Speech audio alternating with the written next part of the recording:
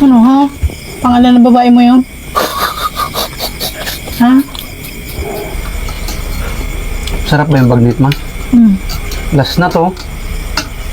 Wala na tayong order na lang ulit tayo pag umuwi si Sir Piano. Masarap yung anong galing bigan eh. Galing bigan yan. Nga pala, Daddy. Wala pa tayong naiisip na pangalan kay baby. Lalabas na siya next month. Aba, oo nga pala, November na pala, Abay, di mag-isip ka. Magandang pangalan dapat. Sabi ng mga bata, Shem daw, Shem. Maganda nga eh. Oh, maganda naman na. Anong kinaganda nung Shim? Di ba yung Shim na, yung, di ba? Ano yung sa inyo, yung Shim? Parang ganun, ay wag yun. Pangit. O ikaw, sigurado marami kang alam na magagandang pangalan.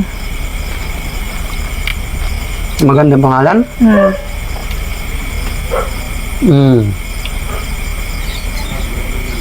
Magandang pangalan.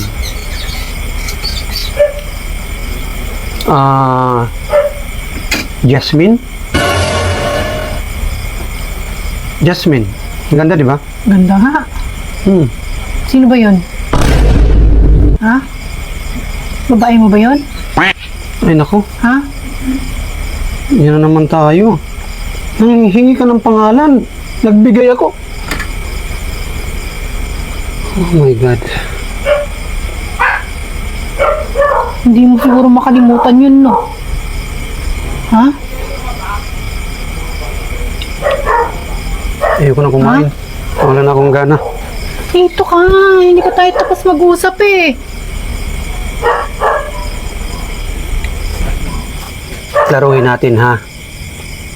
Yung usapan natin, pangalan ni baby.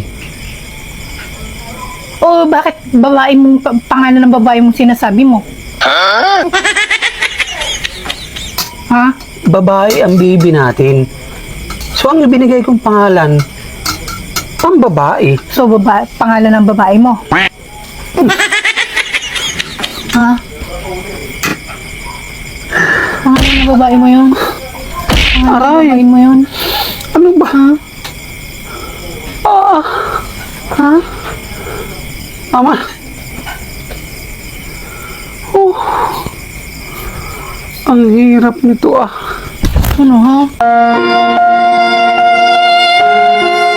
Pangalan ng babae mo yun? Ha? Ha? Nagbigay ako ng pangalan. Tapos ako pa. Okay. Manny Pacquiao na lang.